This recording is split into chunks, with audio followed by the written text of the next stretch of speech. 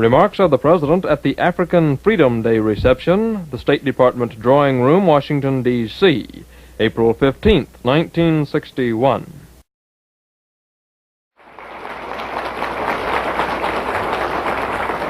Mr. Secretary, ambassadors, members of the United States Congress, ladies and gentlemen, I want to say, speaking personally and as President of the United States, that it's the greatest possible pleasure to join with you today in celebrating this most important occasion.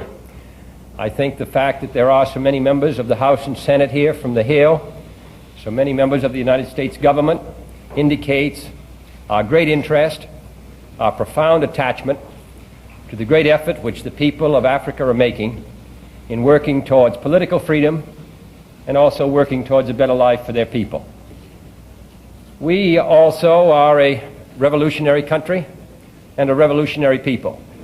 And therefore, though many thousands of miles of space may separate our continent from the continent of Africa, today we feel extremely close.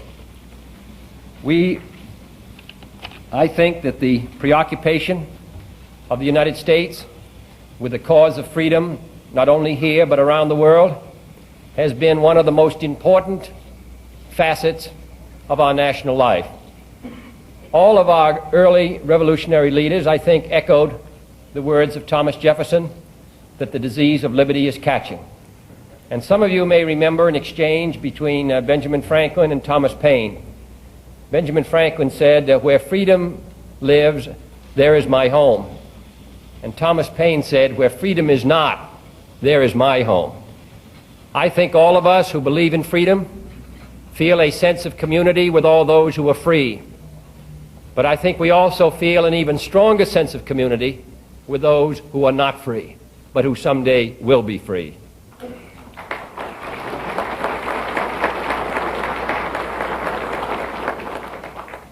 I must say, as an American, that I can think that all of us in this country can find continued inspiration, and I think all of you who are citizens of countries who have newly emerged to freedom can find some inspiration in the farewell address of George Washington. Washington wrote the address in 1796 in order to eliminate himself as a candidate for a third term, but most importantly to give some guidance to our new republic. His text and his speech is alive with the spirit of liberty. It speaks of the Union of States, a union of states, as a political fortress against the batteries of internal and external enemies. It counsels adopting hasty improvisations at the expense of principles, which thus might undermine what cannot be directly overthrown. There is wisdom and foresight in Washington's instructions to cherish public credit and to promote as an object of primary importance institutions for the general diffusion of knowledge. Washington told our forefathers in this country to reject permanent, inveterate antipathies against particular nations and passionate attachments for others, and said any nation failing in this is in some degree a slave. He warned against foreign influences which seek to tamper with domestic factions, to practice the arts of seduction, to mislead public opinion. His rule for commercial relations was to have with them as little political connection as possible. Every year in the United States Senate we read his speech, and we still get great benefit from it. I hope that in your experience you will also get benefit from it. I want to stress today that we look to the future with the greatest degree of confidence and hope.